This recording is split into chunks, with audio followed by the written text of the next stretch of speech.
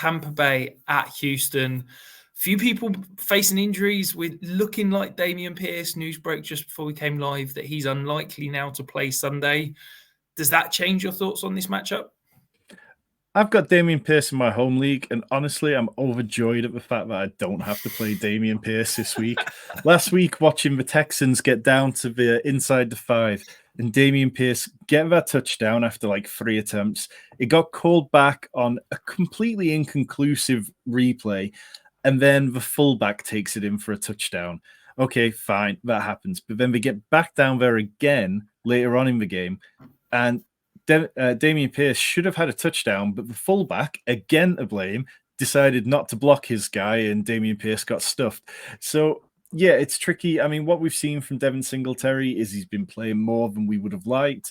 So, for me, it's kind of easy to go. Dameon Pierce is pretty much droppable in redraft at the minute, particularly if he's going to miss a week and you need to in shallow benches. He's the RB43. What we saw last year just doesn't exist under this offense with Bobby Slowick as the offensive coordinator. They're just not counting on Dameon Pierce the way that the Davis Mills Texans had to last year. And CJ Stroud, yes, he's kind of come back down to earth a bit with 3 sub-16-point games. But there were some tricky matchups in there. You know, New Orleans, we knew that game was going to be a tough one. Whereas Tampa Bay, I definitely don't think they're as tough as they used to have a reputation through the passing game. They've allowed the 5th most passing yards per game. They've let a bunch of wide receivers have really good performances. Nico Collins is another player I wrote up in the DFS column this week. So I like that. I think the Bucs wide receivers, Mike Evans, Chris Godwin, are too expensive for me at over 7K. It's an ugly slate, and perhaps one gets there. Bacon 36, 2.2%. It's just not enough. He flashed at the start of the season, and then he's regressed in various statistics since. I'd feel much more comfortable playing Rachaad White, who, even though he's still very poor in the running game, I think he's at like 3.3 yards per carry when last year he was at 3.7. He's making up for it in terms of the targets and the receiving work like we thought he would. He gets 4.3 targets per game, which is 4th most among running backs. So if you're looking for a bit of a small, cheap stack in DraftKings this week, CJ Stroud, Nico Collins with Rachaad White as the bring back makes plenty of sense, and it helps you get the money to be able to play someone like Alvin Kamara or AJ Brown, one of those kind of real studs.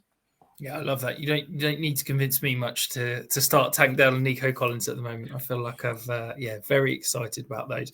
I think the Tank Dell and Nico Collins is a really interesting dynamic because I don't know about you. We had the injury to Tank Dell, the concussion. We had the bye week. It's been a slow couple of weeks for Nico Collins as well. I feel like both of them are criminally underrated at the moment. I think that people are forgetting how good they were for that first sort of 4 or 5 weeks in the season, and how good this offense could be for the next 2, 3, 4 years with CJ Stroud and those 2 receivers. I think if you're looking in dynasty circles, I think if you can go and sneak Nico Collins for, and frankly, anything less than a mid-first, I think that's a smash. And I think Tank Dell, I honestly think you can probably still get him for a second right now. So, yeah, I love those 2 as kind of, it's not buy lows, because I think it's just almost like buy because people have forgotten about them. Yeah, definitely. I've got Nico Collins on a rebuilding team, and I'm quite stacked at wide receiver, and I've looked at trying to move him. And what I've found is that people generally don't want to pay the 1st round pick for him. And it's a little tricky getting that because people kind of haven't seen quite enough. But I mean, yeah, he's the wide receiver 16 in points per game. Yes, he's had a couple of kind of down weeks, but on the whole, he's been very impressive. I think your point about what this Texans offense can be over the next few years is a fantastic one. And I'd be very happy to have Nico Collins on a dynasty team as my wide receiver 3 or possibly even wide receiver 2 over the next year, I think. Yeah, absolutely. I couldn't agree more.